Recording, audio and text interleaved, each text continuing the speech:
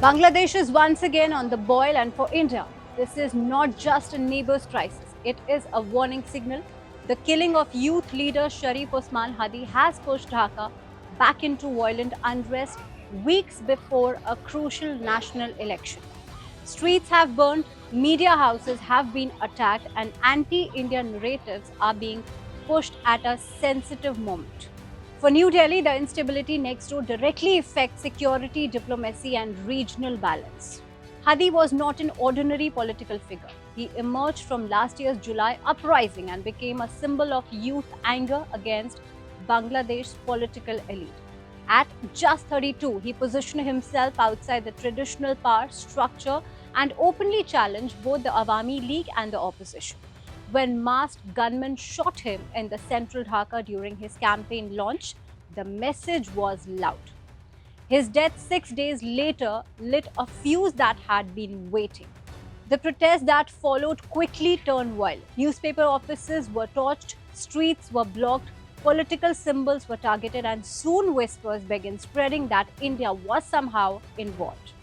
Claims surfaced on social media suggesting the attackers were Indians or had fled with Indian help. No evidence was provided, but the damage was done. In election season, perception matters more than proof. Bangladeshi investigators have since identified suspects linked to Awami League associated groups. Local media reports name a former student wing leader as the shooter. Police say the murder was planned to create chaos. Yet, in public discourse, the focus has shifted away from accountability and towards blaming India. That shift worries New Delhi.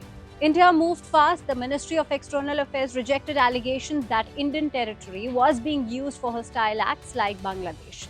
It repeated its long-standing position. India wants free, fair, inclusive elections in Bangladesh held in a peaceful atmosphere. At the same time, New Delhi summoned Bangladesh's High Commissioner and raised serious concerns about threat to Indian missions. Visa services were suspended in Dhaka over staff safety fears. Now let us understand, why does this matter too much to India? Because Bangladesh is not just a neighbor, it is central to India's eastern security, trade routes, border stability, and counter-extremism strategy. A parliamentary panel has now called the current phase India's biggest strategic challenge in Bangladesh since 1971. That is a strong statement. It reflects anxiety over rising extremism, attacks on minorities, and a possible political shift away from India. The political ground in Bangladesh is clearly changing. The Awami League's dominance has weakened. Youth-led nationalism is rising. Islamist forces are re-entering the space. Voter confidence is low, as seen in the last election turnout. In this churn, India has become an easy target.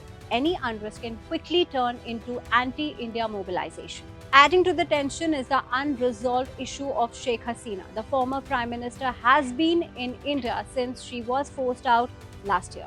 Dhaka has formally sought her extradition after a tribunal sentenced her to death in absentia. India has acknowledged the verdict but insists it will engage constructively. New Delhi says its approach is guided by humanitarian values and civilizational tradition. For Bangladesh's interim government, Hasina's presence in India is a pressure point.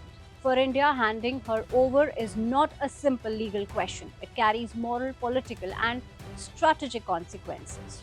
Mishandling it could destabilize ties for years. What is clear is this: Bangladesh is entering a volatile phase. An election, a youth revolt, unresolved past violence, and competing global interests all are colliding. For India, the priority is stability. A peaceful Bangladesh serves India's security and economic interests. Chaos does not. India will likely continue a careful